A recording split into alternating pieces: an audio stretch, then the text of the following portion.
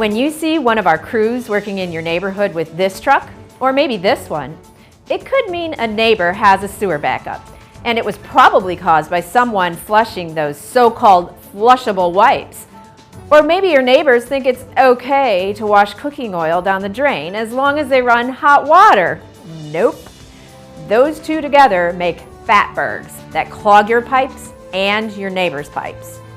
Grease and wipes cause about half the major sewer spills in our county, and we end up paying big fines to the state. So stop it!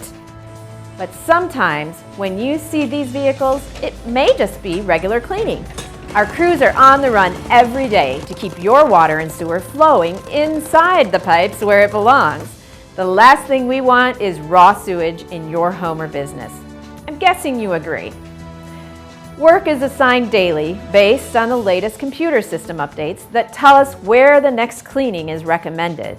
Our staff may be on one side of town in the morning and then shift to the opposite side of the county in the afternoon.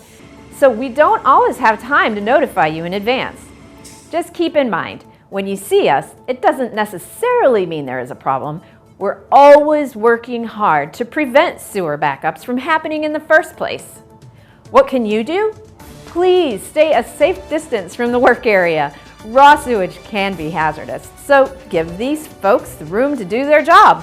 If you have any problems or concerns, just contact CityLink. You can call, email, or use one of the other convenient methods on our website. Remember, our professional crews are assigned to clean sewer lines every day for regular maintenance throughout the county. So put that grease and all wipes where they belong, in the trash. Then let it flow, let it flow. Learn more about our collection system improvement program and visit our smoke testing dashboard to find out more.